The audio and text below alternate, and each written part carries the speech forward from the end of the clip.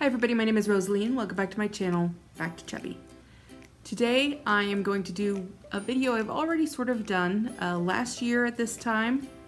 If you were here in the United States, then you are well aware that this Thursday is Thanksgiving. So, as far as food prep and stuff this week goes, we didn't do anything. We're just trying to use up some stuff we have around the house. But tomorrow I will be heading out of town to my parents' house to help cook and get ready for Thanksgiving there. And then on Thursday is Thanksgiving itself. Friday is Black Friday, which I'm probably going to try and avoid like the plague. And then on Saturday, I have a big annual shopping trip that I do with my grandma and my aunts and some of my cousins. Aunts? Do I say aunts? Usually I say aunts. Whatever. Anyway, that day we will go out to lunch and we will spend the whole day shopping, getting Christmas presents for the grandkids for my grandma, and getting presents for spouses and kids and nieces and nephews and grandkids and great-grandkids and great-great-grandkids. So it'll be a day. It'll be a big day. Usually we go out to lunch together, and then later in the evening we will stop and get something small for dinner. There'll probably be some stops at Starbucks along the way. So in addition to Thanksgiving, I've got that shopping trip day to think about. If you are on your own weight loss journey, or if you're trying to watch your figure, or are conscientious about what you're eating, then I'm sure that Thanksgiving is something that is a little bit of a stressor for you. It certainly is for me. It gives me some anxiety, not just about the food, but being in close quarters with a lot of people, and I've got a big family. So like being in a smaller space, a confined space with a lot of people makes me really anxious. And then going out, even whether it's Black Friday or the day after Black Friday, like people bumping into me or touching me that I don't know and don't want touching me, or feeling like I'm trapped in an aisle or can't get through or can't get out of the store or can't get through fast enough, or I have to like slow down or be still, and I feel just... I like going out with my mom and my aunts and my cousins and my grandma, and I like going out to lunch together, and I like being together, but the actual crowds in the stores are the worst. Anyway, I feel like I'm a little bit rambly today. I'm just trying to get my thoughts out there, and I didn't really plan out what I was going to say in this video. I'm just going to sort of talk at you about what my plans are. So last year for Thanksgiving, I'd only been doing this, trying to lose weight for a couple months, 2 months? About 2.5 months. And I was very nervous because I just felt like it was going to be extremely hard to maintain my weight loss or even just maintain my weight. And I did okay.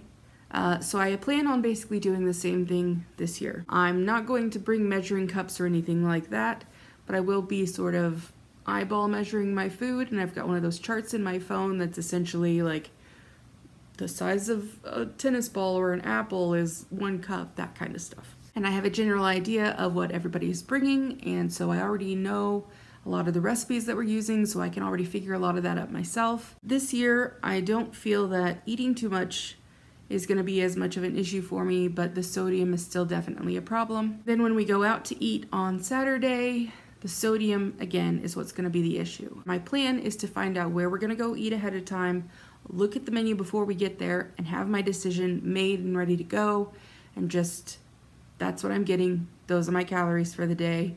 I'm just going to plan out the whole day. And if I go off of that, or if I go over, then that's on me, or I can adjust on the fly as I need to. But overall, I'm just trying to plan as best I can given the circumstances. So if this is your first holiday that is very food-centric while you're trying to do this, don't panic. It's just one day. And I know that there's always leftovers, and there's a lot of things that are very tempting, and sometimes there's stuff that only happens this time of the year, and that's why people feel a little bit more okay with indulging in it. One thing I've tried to remember though is that while maybe this is the reason or the excuse that we give for making certain kinds of pie or stuffing or some other kind of food that you normally really like this one day a year, you can make it any time of year. You can make it whenever you want. You can find healthier versions of it. A lot of times we'll be like, well, you know, this is the only day of the year that we have pecan pie in my house, so that's what I'm going to eat it. If you are really truly craving pecan pie at another time, you can get it or make it yourself, or you can buy just one slice of it. You don't have to overindulge. In a similar vein though, one of the reasons that I have kept doing cheat days this whole time is because I think if you just completely deprive yourself and you say, no, absolutely not, I'm not gonna touch that pie or whatever, you're gonna want to more. And it's gonna be a lot harder to say no, and you're gonna give in, and then you're gonna overdo it. So if you do really wanna have the pie, have a piece of the pie, or however much you have budgeted for yourself in your calories or your carbs or whatever the case might be. Let yourself have it, but also control yourself. And sometimes it's a balance. For me, I don't actually really like pie. Pie is not my thing. I don't like stuffing. Turkey's okay.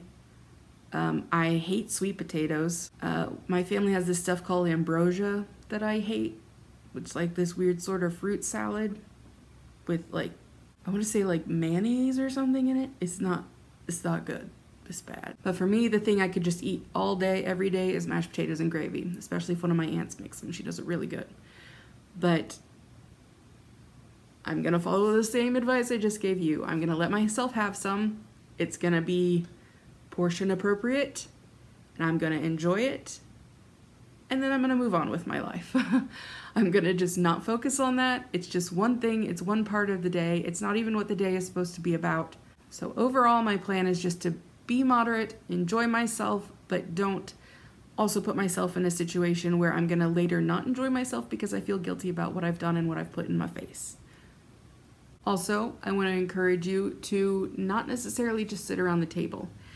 I don't know about you, but at my family's functions, we tend to just sort of sit around the table after people have eaten, or sit in the room and people just sort of keep grabbing plates and keep nibbling on stuff. And for the most part, that's fine, and to talk to each other and things like that. But if you have a smaller family gathering, or if you have the ability to, you might just go outside or go for a walk if it's a nice day, or move the conversation to another room. Or as soon as everybody's done eating, go ahead and pack everything up into leftover containers and put it away so you guys can all just sort of sit around and talk without the food there on the table in front of your face. And I know that's not possible for everybody. In some places it wouldn't be considered polite, but if you have that sort of control and if you want to, it might help you stay a little bit more accountable to yourself. Anyway, I'm not going to talk at you too much longer. I just wanted to let you know what my game plan was. Overall, let myself have the things I like, but also keep it in check a little bit. Leave me a comment down below and let me know what your game plan is for that day and how you're going to handle all of the temptation that springs up on that day. I'm not going to weigh in on Friday because I will be out of town and I don't want to take my scale with me. Plus, I have a feeling when you move your scale from one place to another, sometimes that can shift things around a little bit and the reading might not be as accurate as it otherwise would be.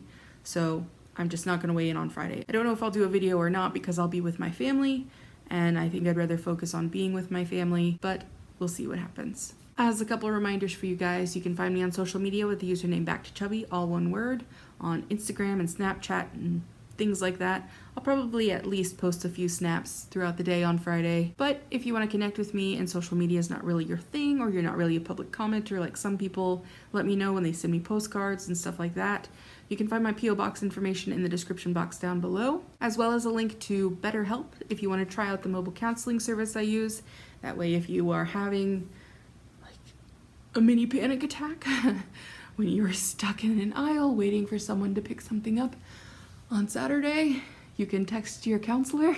Anyway, also somebody has to come with me to my parents' house for Thanksgiving because he got an eye infection, so I've got to give him drops twice a day every day until he's got his little Thanksgiving dress clothes on. And I just wanted to show that to you because I just think it's adorable.